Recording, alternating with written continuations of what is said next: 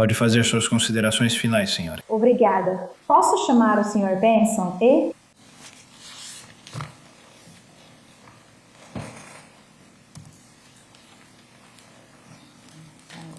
Deixe os óculos de fora e mantenha os itens marcados. Todo o resto pode tirar. E o vermelho? Aí está. Olá, o quê? Vai em frente, cara. Bom dia. Vocês também estavam animados na segunda-feira. Então é bom ver que ainda estão de bom humor depois de 2 dias. E sei que falo por toda a equipe do tribunal quando digo que realmente apreciamos a atenção de vocês. E nós analisamos muitas provas nos últimos 2 dias. Acho que foram 19 testemunhas. Só quero agradecer a vocês por isso. Vou me deslocar para cá porque preciso olhar a tela grande com vocês para fazer isso. Estamos aqui em East Lansing, Michigan.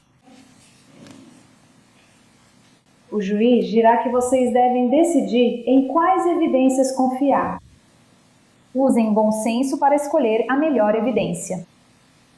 O que considerar ao decidir o veredito? Algumas das provas podem não ser tão confiáveis quanto outras. E como júri, vocês decidem em quais provas querem confiar e em quais não querem. Também vai dizer que vocês têm a prerrogativa. Vocês podem acreditar ou não em toda ou em qualquer parte das provas ou do depoimento de qualquer testemunha. Então, os fatores, eles dão alguma orientação. As instruções mostram os fatores que vocês devem considerar. Na verdade, vamos falar sobre as testemunhas primeiro. Temos basicamente 3 categorias diferentes de testemunhas: policiais, testemunhas profissionais e testemunhas leigas. E o primeiro dia foi basicamente com agentes da lei. Tivemos o delegado Glass, ele foi quem iniciou a investigação de pessoas desaparecidas. Sean McDonald, a mulher que precisamos. Isso é apenas em relação a uma ligação da CBS pedindo assistência, permissão local para portar uma arma em casa. Fiz contato com ele no apartamento civil da irmã dele, Jason e Cassidy. Eles tinham a tenente Shurett. Ele vê o telefone da Laura, diz ela. Lawrence, Nícia e Titas, técnica de cena de crime. Recolheu as coisas no apartamento, fotografou o apartamento. Delegada Ritter se localizou o carro da Rose no parque. Marissa Bisson fotografou o carro no parque. E depois a doutora May recolheu todas as evidências na cena do crime.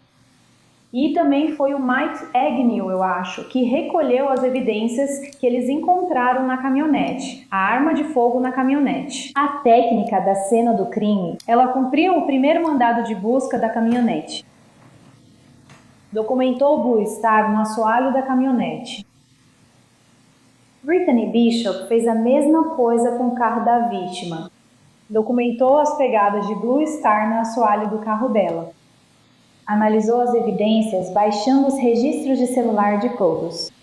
Todas essas pessoas, tanto a investigadora Crawford, a principal investigadora do caso, e ela é meio que acho que ela reúne todas as informações, junta as peças e direciona todas as atividades enquanto tudo está acontecendo. Todas essas evidências apresentadas na terça-feira foram realmente para estabelecer onde Rose estava, onde o Harry estava, como ele foi preso, como identificaram que ele foi quem a matou. Isso foi a maior parte da terça-feira. As testemunhas técnicas, Dra. Lee, a veterinária que examinou Cold, Dra. Armstrong, a médica legista, Sra. Snowden, do FDLE, que testou a arma de fogo e descobriu que ela corresponde às cápsulas encontradas na casa. Sra. Robertson, que analisou o DNA, principalmente no jeans do réu. E a investigadora Little, que é da polícia, mas na verdade a apresentação dele é mais sobre a análise dos dados do celular. Não tanto sobre juntar todas as evidências das várias cenas do crime. E então você tem as testemunhas leigas, Sra. Martha e Sr. Pulis. Esses eram membros da família da falecida. E o depoimento deles foi, em grande parte, voltado para estabelecer uma linha do tempo e o histórico da Rosa. onde ela estava ficando, para onde ela foi na manhã do dia 23, por volta de que horas ela saiu, os motivos pelos quais ela estava saindo, alguns dos hábitos dela, sabe? Eles sabiam que ela estava infeliz no casamento. Eles sabiam que ela estava se separando do marido. Esse foi o conteúdo do depoimento deles. Bem, Sean Kelly, que é colega de trabalho do réu, ele sabe que o réu trabalha como repositor no PetSmart. Ele sabe que o réu saiu do trabalho antes da hora, no dia 23. Ele também sabe que o réu tinha dito que sabia que a esposa dele estava deixando ele. E ele estava. Ele ficou tão perturbado que comentou sobre isso no trabalho. E então, a última testemunha foi o réu. Então, esses são os fatores que vocês devem considerar quando estiverem pensando sobre o depoimento de todas essas testemunhas. Primeiro, a testemunha teve a oportunidade de ver e conhecer as coisas sobre as quais ela testemunhou. A testemunha tem uma memória precisa? A testemunha foi honesta e direta ao responder às perguntas do advogado? A testemunha tinha algum interesse em como o caso deveria ser decidido? E pense sobre isso, porque isso pode afetar a forma como ela depõe perante vocês. Por isso, considere se ela tinha interesse ou não. A testemunha, em algum outro momento, fez uma declaração que é inconsistente com o depoimento que ela deu em tribunal. Na verdade, só existe uma testemunha que foi questionada sobre declarações anteriores que ela fez, além do depoimento dela aqui hoje. E essa pessoa foi a Ré. Ele é o único que disse algo diferente de todas as outras vezes em que esteve no tribunal. E por fim, o depoimento da testemunha concorda com os outros depoimentos e provas do caso? E, na verdade, elas não estão na ordem como estão nas suas instruções, mas eu acho que este é o critério mais pertinente. Que você deve, você sabe, analisar as evidências, porque você tem que ter certeza de que faz sentido. Lembre-se, as instruções dizem que você deve usar o seu bom senso para decidir qual evidência é a melhor evidência. E por isso é necessário garantir que ela esteja de acordo com os outros depoimentos e evidências do caso. Agora, prova N3 da acusação. Essas são as mensagens de texto entre o réu e o falecido. Agora, vocês se lembram do depoimento dele de ontem? Rosa não pode testemunhar porque Rosa está morta, mas ela é a única outra pessoa que sabe o que realmente estava acontecendo entre eles. A melhor coisa que posso oferecer a vocês são as comunicações entre Rosa e o réu. Então, a prova N3 da acusação é esse documento. Agora, a investigadora Crawford leu o que foi dito entre eles. Na verdade, mais o que o réu disse para ela no dia 23. Mas elas começam, eu acho, no dia 11 de julho. E elas continuam, são cerca de 83 páginas, frente e verso. Eu vou passar por várias dessas páginas e realmente espero conseguir ver na tela grande para facilitar a exibição, o que talvez ajude um pouco. A maioria delas não tem tantas palavras assim, mas eu só vou ler essa aqui. Isso é no dia 16 de julho. 16 de julho é o dia em que ela vai embora. E começa às 4h13 da manhã. Ela diz, eu preciso sair. Bem, e ela também, as duas têm uma gramática, ortografia e sintaxe bem ruins nas mensagens de texto. Nós fazemos o melhor que podemos com isso. Eu preciso tirar isso do meu peito. Quero começar dizendo que te amo, mas estamos de volta à mesma velha história. Você não pode dizer que está feliz assim. Eu não sei mais o que fazer. Tudo o que fazemos é dormir e repetir. Não importa se no dia seguinte eu preciso de tempo, mas, falando sério, não podemos continuar vivendo assim. Eu realmente tenho amor por você, mas não posso continuar vivendo assim. Eu sugiro que ela quis dizer, viver assim. Ele diz, sinto mesmo, achei que você conseguiria um emprego ontem, e isso me deixou para baixo de novo. Não sei o que te dizer, mas vá fazer alguma coisa se você quiser. Estou tentando garantir que haja dinheiro suficiente para as contas e não gastar um centavo, economizar gasolina, fazendo o que eu acho que é o certo a se fazer. Nós duas só ficamos deitadas aqui e não dizemos nada. Então, as duas têm culpa. Eu te amo de todo o meu coração, mas você teria um lugar para morar se algo acontecesse. Eu não. Ela responde: eu não tenho palavras, nada para dizer. Você não demonstra mais carinho. Tudo bem, não estou culpando meu corpo nem ninguém. Então, vou me mudar hoje. Se for para ser, vamos encontrar aquele amor antigo e talvez voltar ao caminho certo. Eu te amo e estou tentando isso pela última vez. Espero que ajude. Te amo. Tudo o que posso dizer agora é: até eu recuperar minha vida antiga, eu te amo. Por favor, não continue com essa briga. Lembre-se, eu sempre vou ter amor por você, mas essa separação precisa acontecer. O depoimento da ré ontem foi de que ela foi a agressora em tudo isso, que ela é a pessoa irritada, agitada, exaltada, mas não é isso que aparece nessas mensagens. Ainda no dia 16, a ré disse, de novo: você tem um lugar para dormir. Eu não vou ter quando eles vierem tomar a casa de volta. Mas bem, sim, é minha culpa. Você vem falando em ir embora há um tempo. Ela diz: essa é a única maneira que consigo pensar, que as coisas vão melhorar. Não tenho outras ideias. Então, se o lugar para morar é o que está te incomodando, vem da casa e teremos dinheiro. A ré diz: você diz que me ama, mas não se coloca a pessoa que ama na rua. Mas tenha um ótimo dia e eu não vou mais te incomodar. Obrigada por avisar que está indo embora pelo telefone. Agora vou te deixar em paz. Ela diz: espera que estarmos próximas faça parte da parte dela. A ré responde: se você for embora e acabar tudo, eu vou te cortar desse jeito. Você deveria ter me avisado quando eu estava no trabalho. Ao menos eu teria dito que isso não é amor, pedindo para me deixar enquanto eu trabalhava ou naquele inferno no banco de saúde. Eu vou largar? Acho que isso tem que acabar. Vou deixá-lo na casa dos meus avós quando chegar. Obrigada por contar isso enquanto eu trabalhava. Você sabia dos meus problemas no emprego. Isso mostra o quanto você realmente me ama. Você já vem dizendo isso há um tempo, então vai morar com seu pai e cuide dele. Rosa disse: se não é assim, mas se você quer pensar isso, tudo bem. Pronto, pare de trazer discussões sobre nosso antigo relacionamento agora que tem sua nova filha. Só vou te mandar mensagens para resolver assuntos, não para brigar. Ele responde: você não tentou convencer nenhum de nós dois. Tudo bem. Então você vai sair daqui, pelo menos tendo tentado com os dois. Acho que agora entendi. Estou esperando para realmente pensar e consertar o que está quebrado.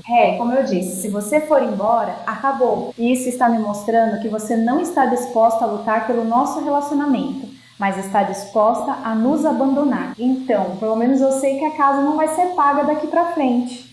Em vez de me dizer: ei, você precisa consertar isso, você só me diz que vai embora. Desculpa, mas isso não funcionou comigo. Ela diz: você não pode dizer que isso não está acontecendo há um tempo. Ele responde: sim, mas eu nunca simplesmente te abandonaria. Então, quando eu voltar, você vai ter ido embora? Pode me dizer, você vai ter ido embora? Ela diz: sim, eu fui embora. Eu amo, mas você não acha que eu amo você? Se realmente me quiser e me amar de verdade. Ele diz: bem, sim, eu quero você e não quero que você vá embora. Eu já teria consertado isso se eu soubesse como e soubesse o que consertar. Preciso sair para trabalhar, pois Aiden não pode ficar sozinho. Rosa diz: quem briga, quem come. Se disser que me ama, brigue, morda, mostre que está ofendida. Não posso lutar por você quando se for. Rosa, acho que ainda pode, mesmo aos 34 anos. Dependendo, e até agora isso tem durado cerca de 2 horas, um pouco menos de 2 horas. Por favor, não faça isso. Não suporto você me deixando. Vou ficar sozinha em casa por 2 dias, se quiser vir conversar. Falei sobre o futuro e nossos planos. Te avisei que estou em casa hoje e amanhã, caso queira conversar. Como não respondeu, vou te deixar em paz. Estou aqui, de coração partido. Então, não diga que não tentei consertar isso. Ele começa: por favor, não faça isso. Não suporto você me deixando. Por favor, às 6h06. Depois ele diz: vou ficar sozinho em casa por 2 dias, se quiser vir conversar. Isso foi às 6h41. Mandei mensagem avisando que estou em casa e estarei amanhã também, caso queira conversar. Você não respondeu, então vou te deixar em paz e ficar sozinha. Isso foi às 6h54. Então ele deu a ela o quê? 13 minutos, vá? E aí ele diz, então não diga que eu não tentei consertar isso. Às 6h58. Nós nos esforçamos muito para dar o que temos. E tudo vai desaparecer num piscar de olhos. 7H01. Ela diz, eu vou passar aí amanhã e conversar com você. Preciso pensar. Sempre falo que preciso de ajuda com minha saúde mental, mas ninguém me ajuda. Porém, ajudo todos, inclusive você com o Aiden. Amo aquele garoto como se fosse meu. O réu, bem, ele se foi por enquanto, e eu não posso te ajudar com a parte da saúde mental. A doutora que tem que fazer isso. Ela diz, bem, tive meu pedido no Cedric negado por eu estar afastada. Ele responde, depois de tanto tempo juntos, você ainda não encontra tempo para conversar comigo? Então, não. Disse que não. Espera, depois de todo esse tempo que passamos juntas, você não consegue arranjar um tempo para conversar? Sabe de uma coisa? Você tem que voltar ao trabalho. Eu sabia que eles iam me negar, porque você acabou de voltar disso há pouco tempo. Nós duas temos problemas acontecendo, e como um casal, trabalhamos neles juntas. Você não simplesmente vai embora. Ela disse, tudo o que posso dizer é que sinto muito por ter virado seu mundo de cabeça para baixo. O meu também. Eu sei que fui eu quem fez isso. É difícil acordar e saber que eu sou mais do que apenas um chefe, e sou mais do que apenas sua babá. E ele diz, estou tão magoada agora, não sei o que fazer. Perdi meu melhor amigo, o amor da minha vida.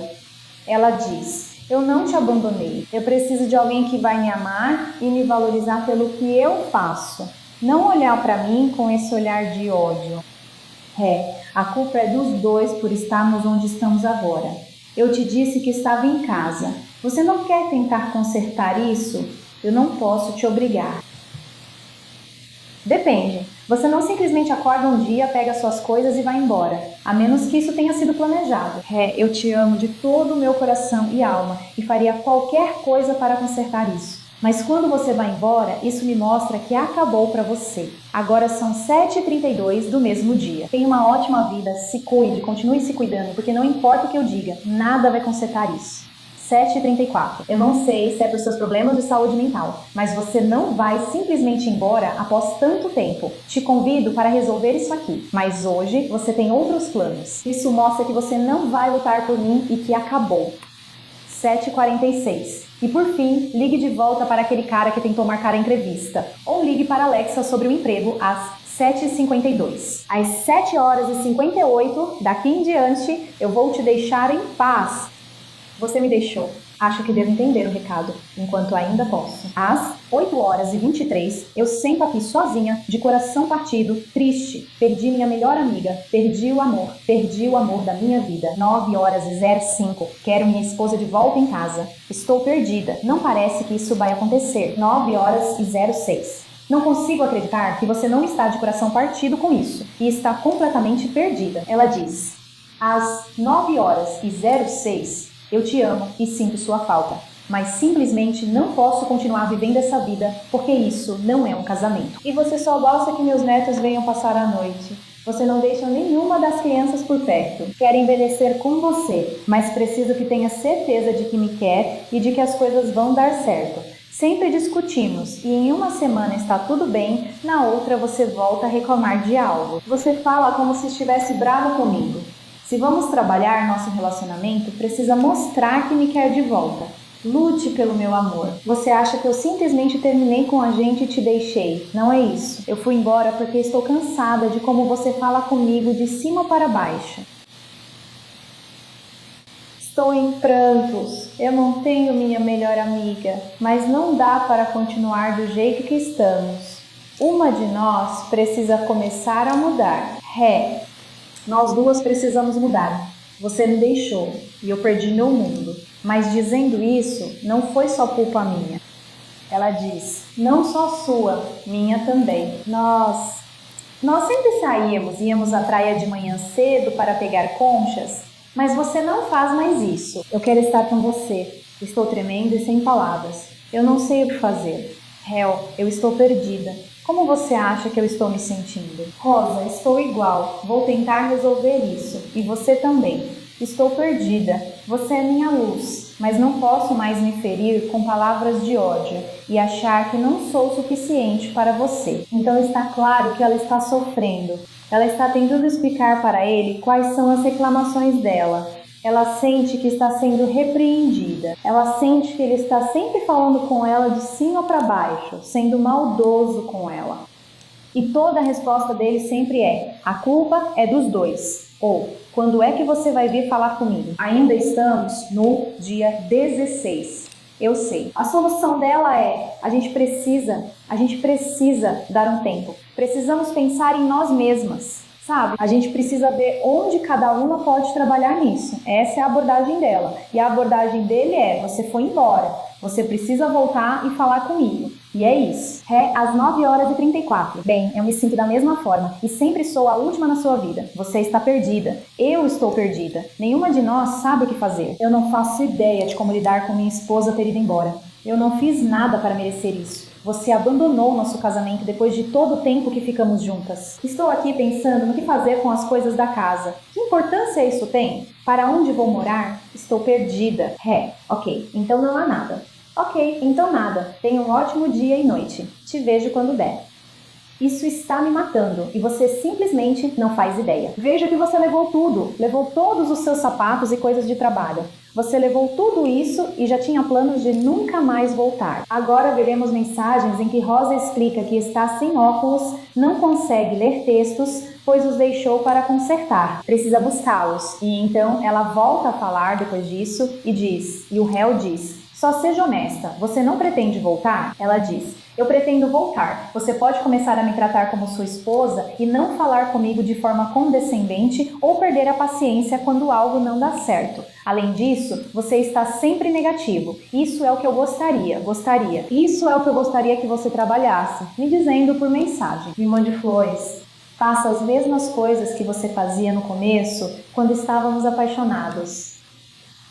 Hel, e você? No que você vai trabalhar? Rosa, me diga, e quanto a mim, o que você quer? Por que fala sobre essas coisas? Isso mostra que você não tenta resolver nada. Eu já sugeri terapia de casal. Paguei o depósito de $70 para você ir, mas você não quis.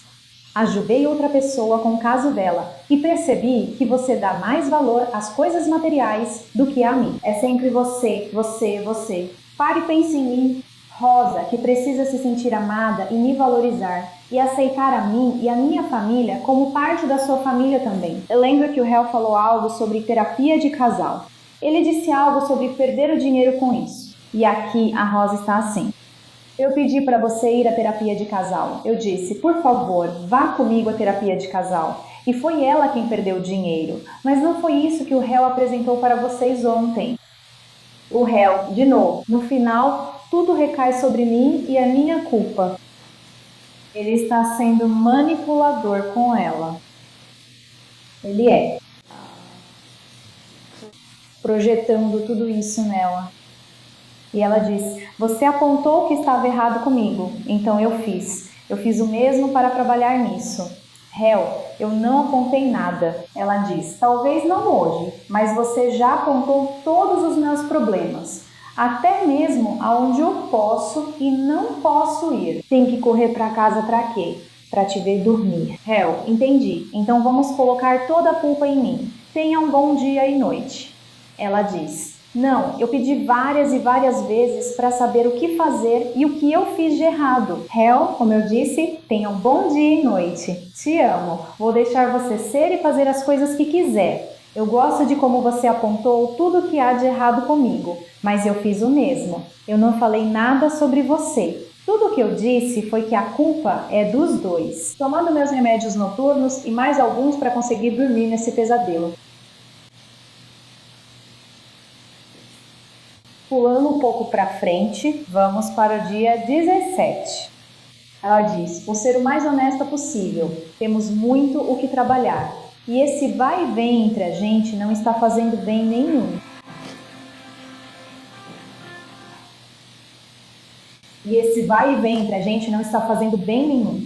Estou sentada aqui e penso se quero continuar com esse vai e vem. E não quero. Estou cansada de ser tratada como se eu tivesse 80 anos. E eu quero que você me respeite. E ouvi dizer que você precisa receber respeito para poder retribuir.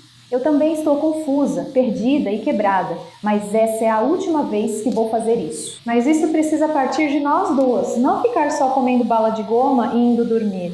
Isso não é vida. Você já disse todo tipo de coisa dolorosa e nunca pediu desculpas para mim por algo que disse ou que eu fiz. E então você descobre a verdade. Quero um homem que cuide de tudo, pois ele é o chefe da casa. Sempre que algo quebra, preciso resolver ou pedir ajuda ao meu pai. Você me deu muita responsabilidade. Você me deu muita responsabilidade para cuidar de você, mas nunca assume erros ou se mostra arrependido. Então sim, vou ficar até ver se tenho resistência suficiente. Sabe, apaixonada, vou cuidar de você e aproveitar para te consertar. Se deixar, posso trazer a cômoda branca e a TV são minhas. E se você permitir, posso trazer a cômoda branca e uma TV? Se não, tudo bem. E o que a Ré alegou ontem foi que ela chega exigindo móveis. E ele quer dividir isso no divórcio. Lembre-se, em todas essas mensagens, em nenhum momento ele fala sobre divórcio. Da parte dele é sempre você precisa voltar para casa, você precisa voltar, você não pode ir embora. E aqui ela diz, e se você permitir, como se ela estivesse pedindo. E ela diz, posso trazer uma cômoda branca e uma TV? Então, isso significa que há várias TVs na casa. Se não, tudo bem, ela vai superar. Não é, sabe, não é algo importante para ela. E ele diz, não, isso precisa ser resolvido antes de qualquer outra coisa sair da casa. Tudo isso me mostra que você não pretende voltar. Se acabou, só diga, por favor, não me iluda. E ela continua repetindo isso várias e várias vezes. Ela continua dizendo, eu preciso de um tempo, nós precisamos resolver isso, precisamos trabalhar nos nossos problemas. E a resposta dele é, ou volte ou apenas diga que acabou. E ele só faz ela se sentir culpada em todas essas mensagens. Hel, seu pai sabe consertar as coisas. Eu não sei, meu pai nunca me ensinou nada. Você vai vir e levar. Você vai vir e levar quando eu não estiver. Sabemos disso. Você age como se fosse só minha culpa. Mas problemas exigem duas pessoas para acontecer e para resolver. Seja honesta, você não tem planos de voltar. Ele realmente não está oferecendo ajuda para consertar nada. Ele só está tentando forçar ela a dizer que não vai voltar. Ela diz, honestamente, não sei se vou voltar. Só lembre-se que você estará sempre no meu coração. Eu te amo muito. Isso está me marcando. Preciso clarear minha mente. E essa é a única forma que conheço. Ele diz, você nem atende o telefone. Por favor, eu preciso ouvir sua voz. Eu não consigo fazer isso sem você, porque você é meu alicerce. Você é a única que me mantém inteiro. Eles vão dizer algo bonito assim. E então eu pulei algumas páginas. Então eu terminei na página 34, 8h, 48 da manhã do dia 17. Pulando para a página 40, às 11h50, ela diz, sempre seguro, vou passar para pegar um ventilador. Ele diz, vou colocar um na sala da frente para você. Bem, acho que vou. Isso foi às 11h50, 11h59, 11h52. Bem, acho que vou te ver quando algum de nós tiver uma chance. E ela diz, estou passando para pegar o ventilador. Vou te dar um abraço e um beijo. Só estou pedindo. Tudo o que estou pedindo é para ter esse tempo. Porém, o tempo que precisarmos para voltar ao caminho certo e nos redefinir. Dependente. Desistir da vida. Como posso manter minha esposa feliz e em casa? Falhei. Você age como se isso fosse durar semanas. Não consigo sem você. Estou destruído e vejo nos seus olhos que terminou. Ela diz, não, o que você vê nos meus olhos é preocupação com o que aconteceu.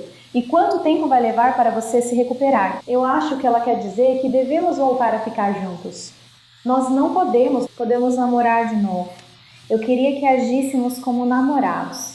Ligar, mandar mensagem e talvez fazer um piquenique. Sobre isso, podemos mostrar respeito um pelo outro. E o Hel diz, isso está me dizendo que você não vai voltar até o meu aniversário e o nosso aniversário de casamento. A casa vai entrar em execução hipotecária. Eu não consigo pagar essas contas sozinha. Eu estou implorando para você, por favor, volte para casa. Eu não aguento mais isso. O jeito que eu entendo isso é que você quer começar do início, namorar, e depois seguir em frente a partir daí. Isso vai levar meses, e eu não vou viver sozinha por meses. É sempre tudo sobre ele em todas essas mensagens. E então, pulando de novo, 50 para a página 54, e isso é 18 de julho. Ela diz, e se você ler essas 8 páginas, parece que houve um momento em que eles se reconciliaram e voltaram a ficar juntos, porque eles estão meio apaixonadinhos nas mensagens. Depois disso, ela vai embora de novo e diz: me perdoa, sou complicada, não quero que fique igual a mim, quero que se esforce pela nossa relação. Te amo, mesmo de coração partido e confusa. Meu mundo desaba sem você. Odeio dormir sozinha, mas se quiser resolver as coisas, só desta vez. Por favor. Bem, se você quiser resolver as coisas, mas não quer fazer o que propus, acho que precisamos clarear a mente e seguir em frente juntas. Sofro. Meu coração dói por saber que você não estará mais na minha vida porque não quer tentar resolver as coisas. Estou perdida, com dor de cabeça, angustiada e estressada por todo o dano que causei. Não é só com você, mas com outros também.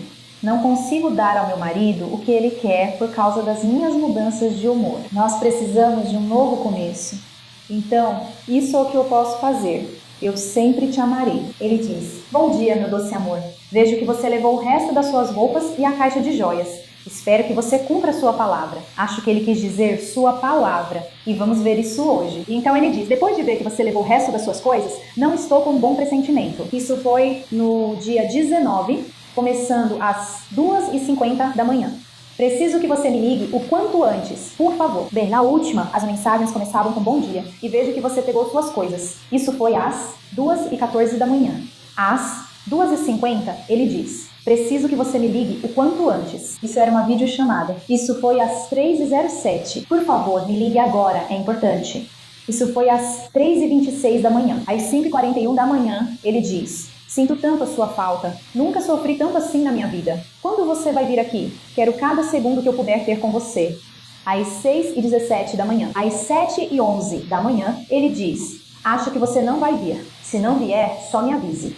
Ela responde às 10h37, ainda não tenho certeza. Então ele diz: por favor, me liga, é importante. Por favor, às 10h37. Por favor, responde, é importante. Se for a última coisa que você fizer, tudo que eu quero é conversar. Eu sei que você não vai vir. Bem, eu tentei. Essas mensagens foram enviadas em menos de 5 minutos. Você desistiu antes de dar uma chance. E eu vi que você tirou $200 da conta bancária.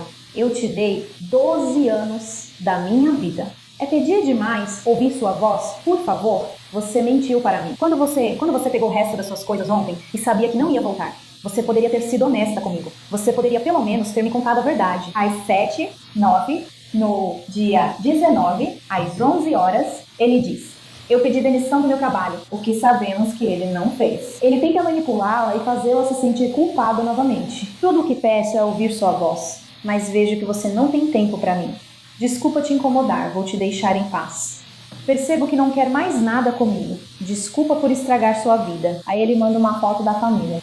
Acho que você não tem nem um minuto. Não ouço sua voz. Isso parece morte. Já devia parar de vir, certo? Ela diz: sim, eu só precisei resolver algumas coisas, como te falei. Estou indo aí. Me dá um tempo para colocar uma TV na parede pro papai. Eu não percebi, ou a gente não percebeu que horas eram. Ele diz: você não precisa, é só atender o telefone. Me desculpa por te afastar e estragar sua vida. Me desculpa mesmo. Ela diz: sei que você está estressado por falta de dinheiro e moradia. Posso te oferecer $10.000 pela casa e transferir para meu nome para você recomeçar. Fique tranquilo. Ele nem responde a isso, mas ela está tentando oferecer soluções para ele. Ele também não menciona nada sobre o plano de aposentadoria dele ou sobre estar chateado por perder dinheiro com a casa. Ele nunca fala nada sobre isso em nenhuma dessas mensagens para ela, mas ela está tentando oferecer uma solução para ele. $10.000 pela casa. Ele diz: sinto sua falta e te amo como no primeiro dia. Sei que você não sente o mesmo. Eu sei de onde viria o dinheiro, do seu pai, e ele disse que não vai se envolver no nosso. Em nada entre nós neste momento, então ela diz: estou cansada de me magoar. Ano após ano, a mesma coisa. Meus filhos são os piores deste mundo. Dei uma escolha para você não ficar na rua. Desculpe por essa batalha e cicatriz, tanto acúmulo. E então, sobre o pai, ela diz: ele não quer, mas também não quer te ver na rua. Ele me disse que não ia se envolver nisso, então vou acreditar na palavra dele assim como acredito na sua. Ela diz, eu sei, mas eu pedi isso para que você não fique na rua. Eu me importo com você, e ele também. Então ela diz, eu não entendi sua última mensagem. Se você se importasse, encontraria no seu coração forças para esquecer o passado e seguir em frente e nós duas continuarmos seguindo. Não está indo, fazendo mal para ambas. Não superamos isso, nem seguimos em frente com minha vida. Nós podemos superar isso e seguir em frente. Você é minha vida inteira, meu tudo. Nós já passamos por coisas piores do que isso e conseguimos fazer dar certo. Ele diz, por favor, eu não quero que você sofra mais. Tome seu remédio e vá descansar sua mente. Ele diz, eu não consigo dormir, comer, sair de casa. Eu não consigo comer, sair da cama. Estou quebrada e isso não tem conserto. Por favor, saiba que no fundo do meu coração eu entendo que você está fazendo isso para cuidar do seu pai. Eu entendo mais do que você pensa. Ela diz, estou com ele porque ele precisa de mim. Eu te amo, mas não acho que isso tenha conserto. Ele já fez isso por nós duas. E ele responde, sinto tanto sua falta. Por favor, não faça isso. Nós podemos resolver. Podemos sair desta cidade. Eu preciso te ver. Por favor, eu estou te implorando, por favor, para te ver hoje. Por favor, me dê essa última coisa. Eu não estava tentando ser intrometida, mas você recebeu algo do INSS e era um cheque para você de $1.507,87. De novo, desculpa, não quero ser intrometida. E ele está abrindo a correspondência dela. Passei a noite acordada. Avise o que faço com o cheque, por favor. Ela disse que leu a mensagem e vai pegar o cheque. Quando, por favor? Vou me trocar e estarei aí. Daqui a algumas horas, assim que eu me vestir, acabei de acordar. Posso te ligar para ouvir sua voz? Acho que não. Sei que você não se importa mais, mas tudo bem. Ela disse que está vindo. Por que não atende? Você me odeia tanto? Ela informa o endereço do pai. Eu sinto tanto a sua falta. Eu sinto tanta falta dele agora. Estou preocupada com onde vou estar daqui a um mês. Um pensamento está passando pela minha cabeça. Eu preciso da sua ajuda. Eu não quero ficar sem teto. Ela diz, eu também não quero que você fique sem teto. Eu preciso da sua ajuda para não ficar assim. Eu vou te ajudar a conseguir um lugar para morar. Ele diz, eu não posso pagar um lugar sozinha. Posso te ligar, por favor? Ela diz, eu vou te ajudar. Eu prometo que, se eles tomarem a casa, e eu espero que a gente consiga vender juntos, você não vai ficar sem teto. Acabei de mandar mensagem para todo mundo, esperando eles responderem. Ele diz, eu te amo. Dói tanto, querida. Eu estou sofrendo demais. Eu estou implorando para você vir passar a noite comigo. Por favor. Nós dois precisamos dessa foto de família. Por favor, me liga. Eu estou implorando. Por favor, eu preciso tanto de você. E vai direto para a caixa postal. Ele diz, estou sempre acordado se quiser me buscar, meu doce amor. Sinto muito sua falta e sofro demais. Preciso de você em casa. Nunca mais vou te machucar. Confia em mim. Você realmente abriu meus olhos. Eu tinha esperança e acreditava que você estaria em casa hoje. Eu poderia falar com você hoje, mas tinha 0% de chance de que você estivesse em casa agora. Estou te implorando, por favor, não volte atrás na palavra que você me deu ontem. Eu prometo, com todo o meu coração e alma, as coisas nunca mais vão voltar a ser como eram antes. Você abriu meus olhos. Por favor, não jogue fora 13 anos por causa de tudo isso. Eu sei, lá no fundo do meu coração, que vai ser um não. Mas eu entendo se você quiser vir até aqui. Mesmo por 1 hora, por favor. A corrida está ruim. Todos os nossos motoristas estão esperando lá atrás. Acho que ele assiste a NASCAR. Quando você puder, por favor, me ligue. Obrigada. Amor, você pode ligar para a financeira do imóvel e ver o que eles dizem e me avisar, por favor?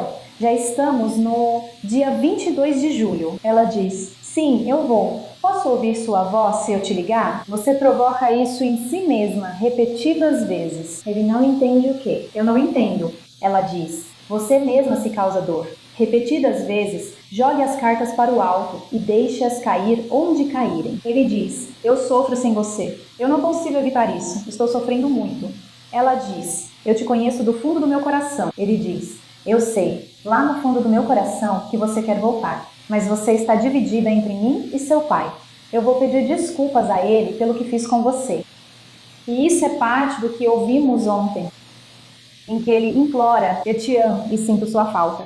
Venha passar a noite comigo. Vai cancelar o bolo? Ele diz, Por favor, me diga que você não quis dizer aquela carta longa. Você me deixou, mas hoje disse que poderíamos consertar. Você me ama e sente minha falta. Isso é às 7. Isso é 22 de julho, às 9h29 da manhã. Agora? Eu sei que isso foi meio doloroso e longo, mas eu preciso ter certeza de que você veja isso. E processe o que está sendo dito, porque esse é um retrato bem diferente do relacionamento apresentado pelo réu. E bem aqui, em 22 de julho, às 9h29 da manhã, está falando sobre a longa carta que ela enviou. Essa é a longa carta que ela enviou. Está identificada como prova S e ela enviou às 8h27 do dia 22. E ela diz: quero começar dizendo que realmente senti muita dor ao ver a dor no meu coração. Mas o tempo todo eu te disse várias vezes e você continuava me dizendo que dói. Eu sei quantas vezes eu fiz isso por semanas, enquanto você continuava dormindo em outro quarto ou ia embora. Se é isso que vocês todos fizeram, as palavras machucam. Toda vez que você atacava meus filhos, doía lá no fundo da minha alma. Quando você continuava me dizendo para ir embora, ou me afastando quando eu queria me apegar aos 10 anos da vida deles, eles queriam muito entrar, mas desistiram. Você não quis sair todas as vezes que eu pedi para você vir quando eu estava dançando e te chamei. Até mesmo na dança de Halloween, você continuou me dizendo não. Então você machucou o meu amor por você. Daqui pra frente, você precisa encontrar outro verdadeiro amor, porque a minha vida foi, acho que ela quis dizer apagada. Minha vida foi apagada. Então agora eu só sinto pena de você. E eu tinha um pouco de amor por você, mas ele acabou se apagando. E eu posso te dizer que meus olhos estão abertos agora. E eu vejo você. E sinceramente, não posso dizer que o mais difícil é fazer isso. Mas preciso te dizer que eu te amo. Que eu amo, mas desculpe, minha luz se apagou. Eu te amo, mas não estou apaixonada por você. Desculpa por ter pensado que você seria o homem da minha vida. Desculpa, minha vida está apagada. Você também me proporcionou bons momentos e agradeço por isso. Mas daqui pra frente, eu estou. Desculpa, mas eu não estou apaixonada por você. E eu não estou mais apaixonada. Você me empurrou para bem longe. Nosso casamento ia bem até você começar a controlar meus horários, como se eu fosse sua prisioneira. Eu te disse que queria sair. Eu me mudei. Você continua dizendo que não. Só quando Aiden fizer 18 anos. Olha ao redor, ele não tem 18 anos. Acho que você deve vender a casa, assim ele não fica na rua e você pode recomeçar. Eu te dei muitas chances para mudar, te ajudei muito e nunca foi o suficiente para você. Eu afastei meus filhos e meus netos porque você xinga minha filha e meus meninos, você também os ataca. E eu aumentei por 11, 12 anos. Eu te dei 11 anos para tentar mudar, mas não, você não quis fazer isso. Eu fiz um depósito de $70 para a terapia de casal, mas você não quis fazer isso. Não quis fazer isso. Eu tratei Aiden como meu filho. Nunca chamei. Acho que você também nunca o xingou. Foi quando decidi deixar isso para trás. Vou deixar esta carta com você. Desculpe, mas amo essa música. Isso foi no dia 22, às 8h27. E então ele responde: a gente ainda pode resolver isso. Por favor, não faça isso. Ou venha voando até mim. Então eu não sei o que está acontecendo. Você vai voltar para cá. Se você não vier voando até mim, eu nunca vou saber. Eu vou te dar a tigela da sua mãe. Ele está tentando manipular ela para voltar lá. Assim ele pode continuar pressionando ela pessoalmente. Isso foi às 10 ou 9 no dia 22. Posso, ela diz. Posso passar lá e pegar às 12h54 no dia 22. Vem agora, por favor, ou só amanhã. Isso é a 1h12 no dia 22.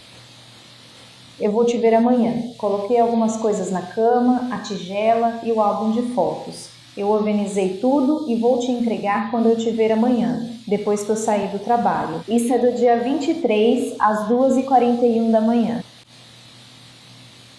Preciso que você venha pegar suas coisas logo de manhã. Assim, não precisamos nos ver até assinarmos os papéis para vender a casa. Depois, ambos seguimos em frente. Avise quando vier. A porta de vidro está trancada. Você disse até às 3, então acho que não quer suas coisas.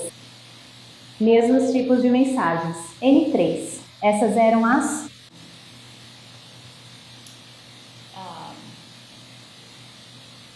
Mensagem de texto, mesma coisa, nas mensagens de texto que ouvimos ontem. M3 são as mensagens do Facebook. É exatamente o mesmo conteúdo. Ele coloca exatamente as mesmas coisas no e-mail, na mensagem de texto, no Facebook, e ele fica mandando mensagem para ela o tempo todo, constantemente. Todas essas mensagens, a maioria desses balõezinhos de mensagem são verdes. Só falta dizer: posso te ligar? Você vai me ligar? Vai vir aqui? Quando nos vemos? E então ele vai ficar acenando com promessas, tipo: eu vou te dar a tigela da sua mãe. Vou deixar você pegar esse ventilador, qualquer coisa para fazê-la ir até lá. Então ele disse que ela estava irritada, com raiva, rosto vermelho e bebendo. O pai da falecida disse que, quando ela saiu, parecia estressada. Ela não parecia, brava ou chateada, de verdade, mas ela estava indo lá para pegar as coisas. Ela sabia que ele não estaria lá, e ele disse que ela entrou pela porta brava, chateada, com o rosto vermelho e tinha bebido, e ele acreditava que ela estava bebendo. Bem, o teor alcoólico no sangue dela, no relatório da autópsia, era de 0,05. Mas lembre-se, isso é antes das 6 horas da manhã. E 0,05 não significa que ela estivesse bêbada. Mas ela tem THC, tem Xanax no sistema dela, ela tem receita para todas essas coisas. E ele também disse que todas essas coisas são depressores, elas são calmantes. Não são, não são do tipo que vai agitar alguém e deixar a pessoa animada. Ele disse que ela bate a mão na cômoda branca e que a arma estava na cômoda marrom próxima. Aqui está a cômoda branca. A cômoda marrom está lá longe. Então, eles disseram que preservam tudo quando entram na cena do crime. Eles deixam tudo como estava. É aqui que fica o espaço vazio na cômoda. Tem chaves e um telefone para alianças de casamento. Talvez ela tenha colocado as alianças de casamento na escrivaninha. Talvez ela tenha batido as alianças na cômoda no momento de frustração. Mas a arma deveria estar aqui, nessa daqui. E não, Considere isso ao pensar no que ele disse. Esse é o outro ângulo da cômoda. E então, do outro lado do quarto, seria um pouco estranho ter uma arma simplesmente em cima da cômoda assim. Mas de qualquer forma, realmente, o único espaço para bater é desse lado da cômoda. E aqui estão os anéis dela. Ele também disse que ela avançou nele e estava chutando os joelhos dele. E o chamou de pedaço de merda e disse que ia matá-lo. Acabamos de passar por isso. Não sei há quanto tempo estou lendo, mas já faz um tempo. Alguma dessas coisas soou como se ela fosse homicida e estivesse prestes a matá-lo? Ela está frustrada, ela está desanimada no casamento, ela está deprimida, mas ela é homicida? Este é o vídeo de vigilância da PetSmart. Nós o apresentamos como prova ontem, mas eu não o exibi naquele momento. São clipes curtos. Este é o 8º. Ângulo. Lembre-se, isso foi logo após ele mandar uma mensagem para ela. Te vejo depois do trabalho. E ele está andando normalmente. Ontem, ele mancou até o banco das testemunhas e depois mancou de volta até a mesa. 2 anos atrás, quando isso ocorreu, ele andava normalmente. Trabalha como repositor e precisa levantar pelo menos 23 quilos, tirando itens dos caminhões e colocando nas prateleiras. Então ele não é frágil nem debilitado. E foi aí que ele saiu às 4h26. Se estiver tocando. Sim, aí vai.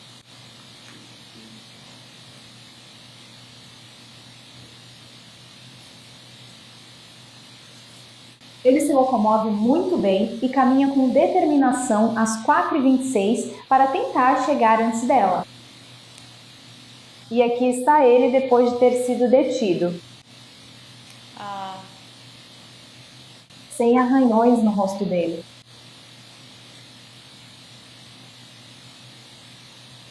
sem arranhões nas mãos dele. Tem essa marca vermelha no peito dele. Ele diz que é um arranhão. Mas, sabe, ele não falou nada sobre a Rosa ter batido no peito dele no depoimento. E ele também teve que admitir que estava algemado desde que a Gauntlet algemou ele, um pouco depois da 1 da manhã. E ele ficou sentado nessa sala, todo curvado na cadeira, por umas 6 horas. Quando a Mesita chega lá às 3 e pouco e tira essas fotos. Também nada nas costas dele. Pode ter um arranhãozinho bem aqui. Supondo que isso veio da Rosa, o que ele não afirmou. Ele não disse que ela arranhou seu braço. Ela disse que ele tinha um arranhão. Supondo, só para argumentar, que isso veio da Rosa. Isso justifica 4 tiros? Essas eram as mensagens para N1 e N2, que são a mesma coisa. Uma está no balão de chat, a outra é condensada e mais fácil de ler. Mas para Dolores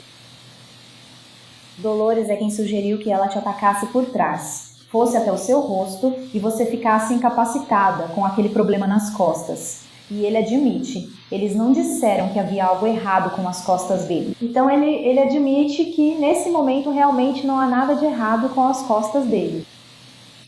Ela pergunta se você soube ao fazer a cirurgia. Ele responde: sim, fiz no meu joelho, mas me salvaram a tempo, pois dessa vez não desmoronou nem precisei ser firme. Isso não tem nada a ver com Stand Your Ground, mas ele reconhece que já faz um tempo desde que fez essas cirurgias, e você acabou de vê-lo atravessar a PetSmart. Ele está andando e se locomovendo muito bem. Ele disse que ela estava avançando em direção a ele, então ele avançou em direção a ela, pegou a arma e foi atirar. Ele não sabia que havia atirado nela. Achou que poderia ter acertado Cold ao ouvi-lo gritar, mas não sabia que tinha atirado nela. Bem, aqui está ela. Este é o lugar final de descanso dela, no canto deste quarto. Ela está com uma perna parcialmente debaixo da cama. E ele também disse que se sentia preso, porque ela o havia encurralado no quarto. Mas é ela quem está mais ao fundo, junto à parede, certo?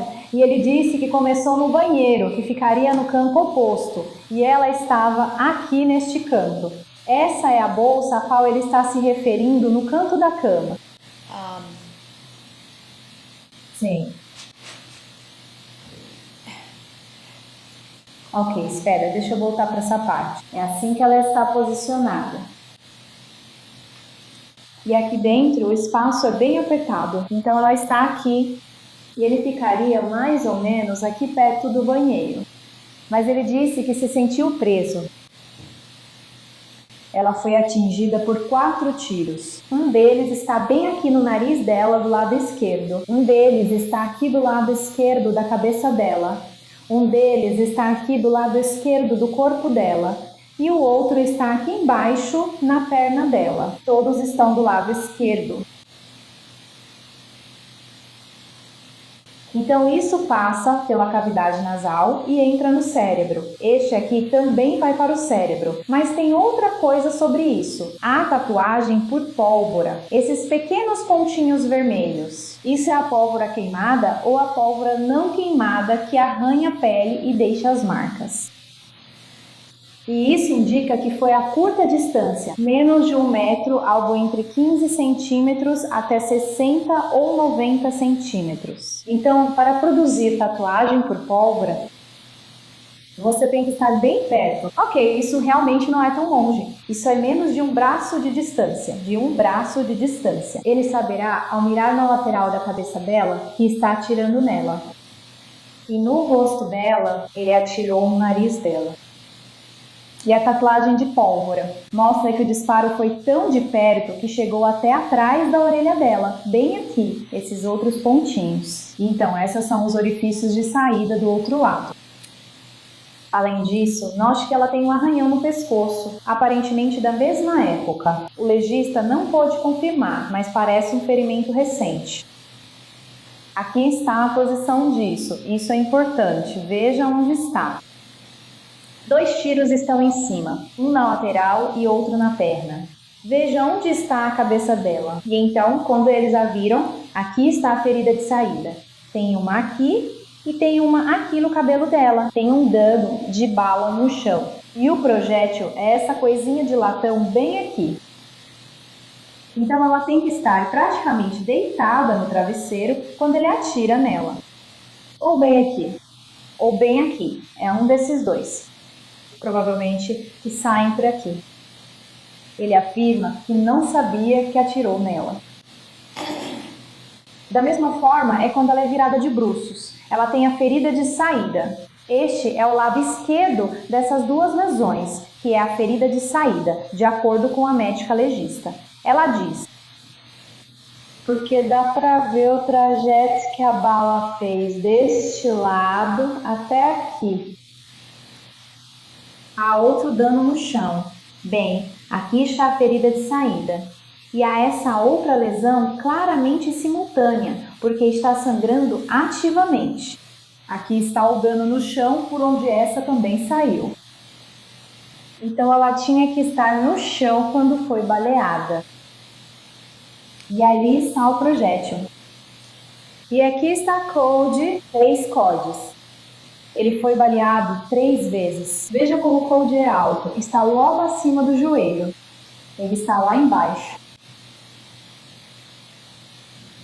Ele afirma que não sabia que atirou nela. Ela precisou estar no chão em pelo menos 2 dos 4 disparos. E Cody é baleado 3 vezes. Foram recuperadas 4 cápsulas de bala. Não foram recuperados tantos projéteis. Mas os projéteis são as coisas que se movem rápido e ficam presos em algo depois que são disparados da arma, certo? Então, se Cody foi baleado 3 vezes, ela atirou 4 vezes, pelo menos 2 desses tiros foram enquanto ela estava caída no chão. Então ele saberia que atirou nela e saberia que atirou no cachorro ao mesmo tempo. Ele disse que moveu o carro dela pois precisava de tempo. E ele não chamou a polícia porque ficou o dia todo como um zumbi. Você tem 18 páginas de mensagens de texto em espaçamento simples ou 143 páginas de mensagens em formato de conversa só entre ele e Dolores. Ou seja, é só isso que ele faz o dia todo, fica falando sobre isso. Então ele nem está tão grove assim. Rosa chegou na casa às 5h59 da manhã. E ele começa a ligar para Dolores às 6h12 da manhã. Então isso teve que ter acontecido em, tentando calcular de cabeça, 13 minutos. Dá tempo para ela entrar na casa, para o que fosse acontecer. Então ele atira nela e depois está. Vamos dar a ele 1 ou 2 minutos para surtar com isso, porque é razoável. E então ele começa a ligar para a irmã dele. Então, em um intervalo de 13 minutos, de repente ele não para de ligar para a irmã. Liga, liga, liga, manda mensagem, liga, liga, manda mensagem, liga, liga. Finalmente, Dolores retorna a ligação e conversam por 9 minutos. Eles conversam novamente por 2 minutos.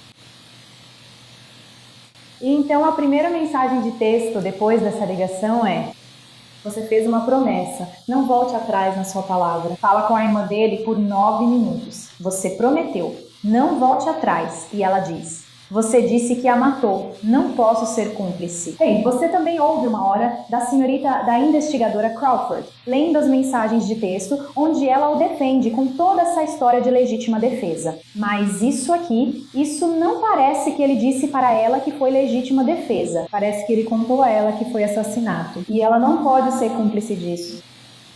E então isso só mostra uma mudança completamente diferente no padrão. Ele não tinha falado tanto com ela, mas nesse dia em particular, eles conversam bastante. Ele disse que foi a Milton para pedir conselhos. Ele não foi a Milton pedir conselhos. Não importa o que aconteça, você vai me esconder e ninguém vai me entregar. Não posso ter alguém lá para me entregar, mana. Preciso do seu apoio. Você está aí? Preciso saber antes de ir. Você está aí? Mana, você está aí para eu poder ir até você, por favor? Nada disso tem a ver com conselhos. Isso é sobre fugir. Então considere isso. Ele teve 2 anos para tentar aperfeiçoar essa história.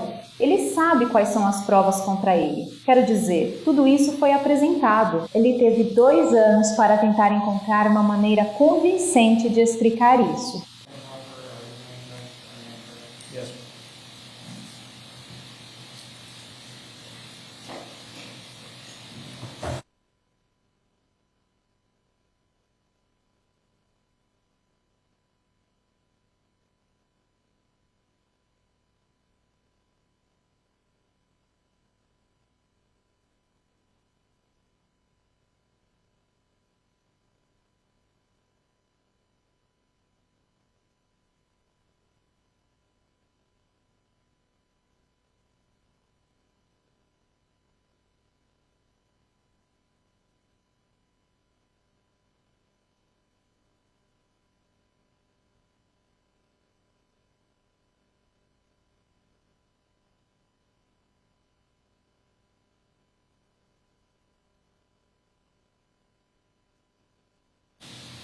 Juiz Noble.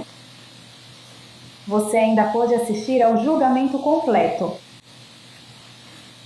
Como mencionei nas declarações iniciais, apesar da acusação de homicídio premeditado, eu disse que eu ia mostrar para vocês que ele atraiu Rosa para casa e que a surpreendeu porque escondeu o cabo dele no quintal. É isso que as evidências sugerem, porque havia terra recém-revolvida perto do portão da frente e havia essas marcas de pneu no quintal dos fundos. E na declaração de abertura, o Sr. Benson disse que essa é uma das declarações que eu tenho. A falta de evidências também é importante neste caso. Foi dito que o réu disse que estacionaria o carro atrás da casa ou que colocou o caminhão atrás da casa para carregá-lo com coisas. A investigadora Crawford, que revistou o veículo em 26 de julho, só encontrou alguns jeans no caminhão, nada no banco de trás, nem no da frente. Não havia nada no porta-luvas, console central ou caçamba do caminhão. Não publiquei essas fotos aqui, mas você sabe do que falo. As únicas outras coisas eram essas coisas nessa cadeira, perto da porta da frente, na casa da Dolores, que eram dele. Então não há uma grande quantidade de coisas, e curiosamente, nada disso fazia parte da narrativa quando ele testemunhou. Então, o outro problema que ele tem é que, mesmo no dia 23 de julho, ele duvidava que fosse legítima defesa. Ele perguntou à irmã: devo pôr uma faca na mão dela?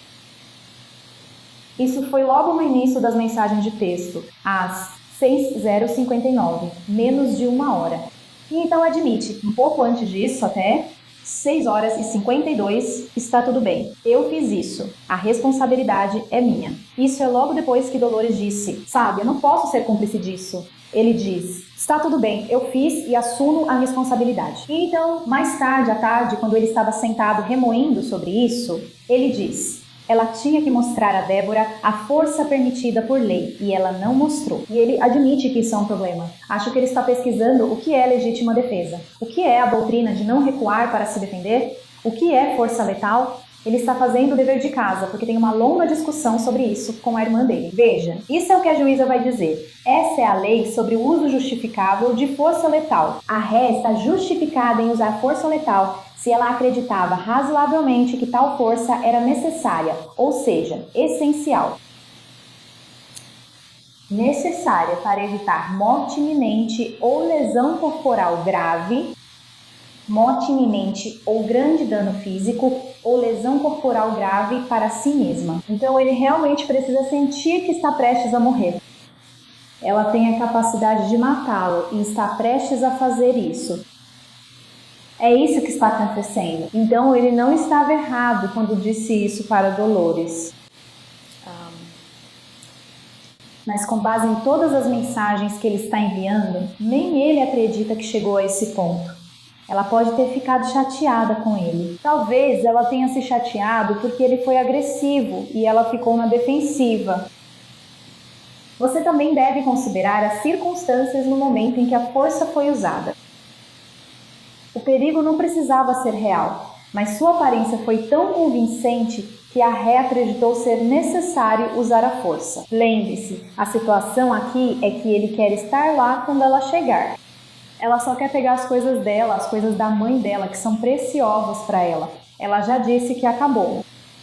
Ele quer estar lá, ele quer se colocar nessa situação. Essas são as circunstâncias. E além disso, uma pessoa razoavelmente cautelosa e prudente, nas mesmas circunstâncias, teria acreditado que a força letal era necessária. Bem, a pessoa razoavelmente prudente e cautelosa, nesse caso, é você. Como júri, vocês têm que decidir se isso foi razoável. Vocês são as pessoas razoavelmente cautelosas e prudentes. Então, é realmente uma legítima defesa e que vocês possam considerar tudo isso. Eu afirmo para vocês que não é. Então, vamos falar sobre os diferentes graus de homicídio. Primeiro, começamos com o homicídio premeditado em primeiro grau. Homicídio em segundo grau é uma acusação menor. Homicídio voluntário é uma acusação menor ou então absolvição. Esta é uma versão simplificada do seu veredicto. Vamos começar por homicídio voluntário. No crime de homicídio voluntário, há dois elementos: que Rosa está morta e que a Ré cometeu intencionalmente um ato que causou a morte dela. Isso foi comprovado? Com certeza. Você não acredita que foi legítima defesa? Considere, Rosa está morta? Ele cometeu o ato intencionalmente para matá-la? Sim, o Estado não precisa provar que ele quis matá-la, portanto, é homicídio voluntário. Homicídio doloso de segundo grau. A vítima está morta e a morte foi causada pelo ato criminoso do réu. Foi uma morte ilegal causada por um ato extremamente perigoso, mostrando mente depravada e desrespeito à vida humana, que está definido nas instruções como isto. Uma pessoa de discernimento comum saberia que esse tipo de ato é praticamente certo que mate ou cause lesão corporal grave a outra pessoa. Atirar nele 4 vezes já basta. É feito por má vontade, ódio, rancor ou intenção maldosa e indica uma indiferença à vida humana. E o Estado não precisa provar que o réu tinha a intenção de matá-lo. Então ele nutre má vontade, rancor ou ódio por ela. Ele tem despejado isso em todas as mensagens de texto há algumas semanas. Sim, ele está com raiva dela, ele é rancoroso com ela. E no momento, ele poderia ter agido com essa má vontade e esse tipo de mente depravada. Ele não agiu assim, e não preciso provar a intenção de matar, se considerarem homicídio em segundo grau. Tudo isso está presente neste caso. Então sim, é homicídio em segundo grau. Homicídio doloso de primeiro grau. 3 elementos. Rosa está morta, ato criminoso da Ré, e que foi um assassinato premeditado. Esses são os elementos de premeditação, conforme definido nas instruções. É um ato de matar praticado após uma decisão consciente. A decisão deve estar presente na mente no momento do assassinato. A lei não determina o período exato de tempo que deve passar entre a formação da intenção premeditada de matar e o assassinato. Ou seja, a lei não diz que você precisa planejar isso com 1 semana de antecedência. Você não precisa planejar isso com 1 dia de antecedência. Desde que essa decisão seja tomada antes de você começar a puxar o gatilho, desde que Tim tenha decidido isso antes de começar a puxar o gatilho, então foi premeditado. E ele poderia ter tomado essa decisão 10 segundos antes de começar a puxar o gatilho. Mas eu digo a vocês, provavelmente foi antes disso. O período de tempo só precisa ser longo o suficiente para permitir que o réu reflita, para que ele saiba o que está fazendo e que ele não está agindo por emoção. Ele tomou a decisão de fazer isso. Agora, uma das coisas que esta orientação mostra, como disse o Sr. Benson, é que o réu cometeu muitos erros e tomou muitas decisões ruins. E conforme isso acontece, você sabe, ele foi, ela bateu o carro, ele fugiu para Milton, ele fez todas essas coisas. No entanto, você sabe, ele realmente não se safou disso. Um plano de fuga não é algo que eu precise provar para demonstrar a premeditação, que ele tinha um bom plano de fuga. Nada aqui sobre isso. A única coisa que precisa ser premeditada é a intenção de matar Rosa. Não como ele vai escapar depois disso. Ele não precisava. Eu não preciso provar que ele planejou a fuga e tinha todo um plano elaborado depois, só que ele pretendia matar Rosa antes de puxar o gatilho. A intenção premeditada de matar deve ser formada antes do homicídio. Afirmo que isso foi provado. Se decidirem pela culpa, deve ser pelo crime mais grave comprovado, além de dúvida razoável. Provamos manslaughter e há assassinato em segundo grau. Vou dizer a vocês que há assassinato premeditado. Só estávamos lendo todas essas mensagens. E vocês veem como isso está acontecendo. Agora, isso mostra que ele está perdendo o controle. Ele está perdendo o controle sobre Rosa. Ela não está fazendo o que ele quer que ela faça. E quando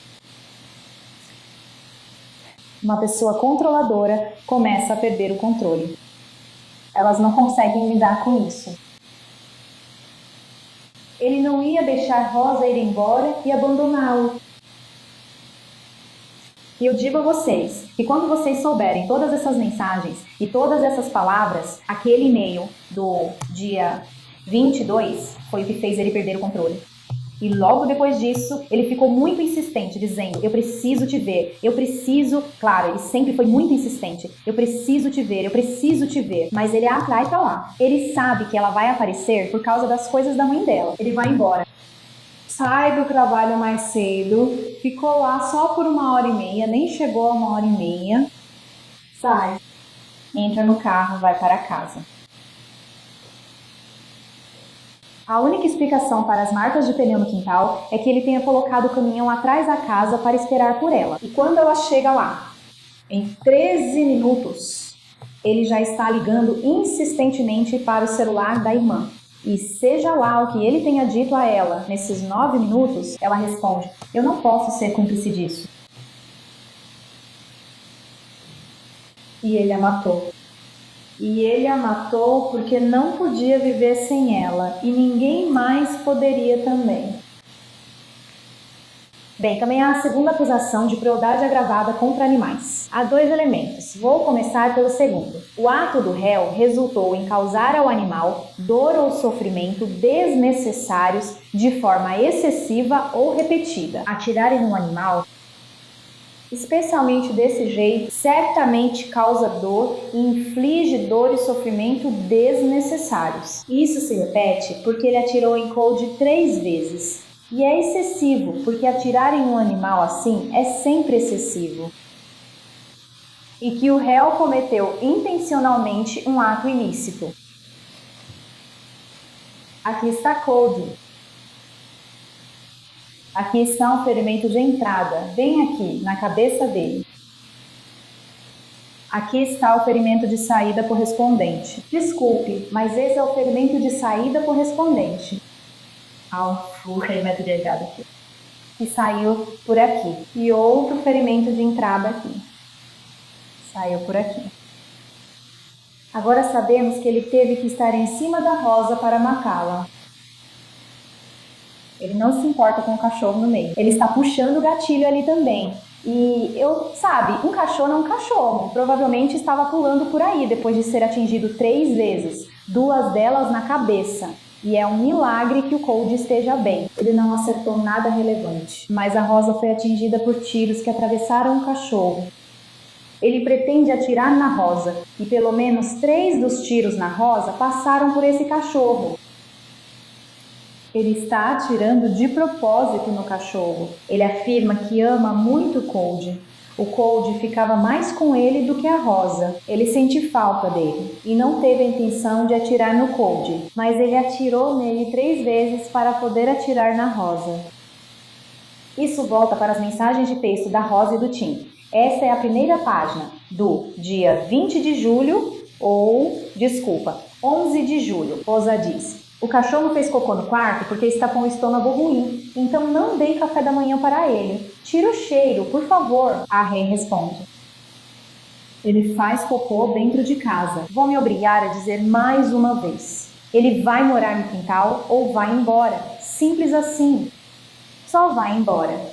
O nome Cold só é mencionado 2 vezes em todas as mensagens de texto que você tem. A outra está aqui, na página 43. E isso está em uma pilha de mensagens constantes para a Rosa sem resposta ou apelos sem resposta à Rosa. E ele diz, eu vou me livrar do Cody porque ele não merece ficar em um quarto o dia todo. Não é justo com ele. Bem, isso é muito nobre se for verdade, mas eu te digo, isso é mais uma das táticas de manipulação dele, porque agora ele está usando o Cody contra a Rosa, além de todas as outras coisas que ele está tentando, como forma de controlar o que ela faz ou de reconquistá-la. Agora ele está usando o Cody como arma, dizendo que vai se livrar do Cody. E se ele amasse tanto o Cody, ele não simplesmente se livraria dele. Mesmo que a esposa dele o deixasse, espero que ele continuasse com o seu, sabe? Companheiro canino. Cachorro é o melhor amigo do homem, mas agora ele só diz, vou me livrar dele. Então pense nisso. Considere a sinceridade das declarações do réu. Considere o interesse que ele tem. Em como você interpreta o depoimento dele. Considere as inconsistências de todas as declarações que você viu sobre o que ele disse que aconteceu. E considere se você acha ou não que ele está sendo honesto. A orientação recomenda considerar não só o que as testemunhas disseram, mas também como agiram ao testemunhar. E veja, ele estava quase metódico quando respondeu às perguntas do Sr. Benson, muito solícito ao explicar tudo. E ele falou claramente e esclareceu tudo. Bem, ao fazer perguntas para ele não afastou a cadeira, mas se distanciou tanto do microfone que o juiz ao lado não conseguia ouvi-lo. Senhor, precisa falar mais alto. Senhor, o que está dizendo? Você não conseguia ouvi-lo. É quase como quando você fala com crianças. Quando elas sabem que fizeram algo errado, elas não querem falar e acabam falando sobre outra coisa. Foi assim que o réu agiu. Use o bom senso para decidir qual é a melhor prova. E vocês podem escolher acreditar ou não em toda ou em parte do depoimento do réu ou de qualquer outra testemunha. Meu dever é provar este caso além de qualquer dúvida razoável. A lei não exige que eu prove isso além de toda dúvida. Dúvidas meramente possíveis, especulativas, imaginárias ou forçadas não são razoáveis. Se você tiver uma dúvida razoável, ela deve ser baseada em raciocínio, bom senso, após uma consideração cuidadosa e imparcial de todas as provas. Então, se você considerar o réu inocente porque ele agiu em legítima defesa, você realmente precisa considerar: isso é compatível com bom senso? É razoável? Is it reasonable? E é compatível com o bom senso diante de todas as provas que vocês ouviram nos últimos 2 dias? Não estou dizendo que faz sentido. Não faz. De jeito nenhum.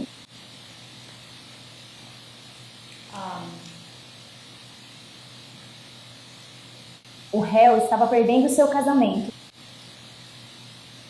Estava desmoronando. Ele tinha medo de perder a casa dele. O réu estava desesperado. E naquele momento, ele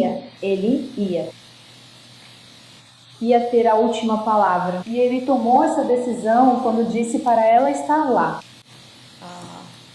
Quando ele não estava, poderíamos nos encontrar depois para assinar os papéis da casa, dando a ela algo que ele sabe que ela quer. Ela sugere: vamos vender a casa para evitar preocupações? Ok, vou assinar. Nos encontramos depois para isso. Venha aqui pegar suas coisas enquanto eu estiver no trabalho. Então ele esconde o carro. De repente, em 13 minutos, ela está morta, com 4 ferimentos de bala. Então eu digo a vocês que a versão dele dos acontecimentos, especialmente depois que vocês consideram tudo o que ele diz para Dolores, as mentiras que ele conta para o policial de Milton, o fato de que ele está tentando fugir e sair da cidade, todas essas coisas, esses tipos de ações, declarações e comportamentos sugerem que ele sabe que é culpado. E você sabe que ele é culpado, pois está ouvindo todas essas provas há 3 dias. Então, vocês têm tudo de que precisam para considerá-lo culpado de homicídio culposo, culpado de assassinato em 2º grau e culpado da acusação mais grave, que foi comprovada, além de qualquer dúvida razoável, assassinato premeditado em 1º grau.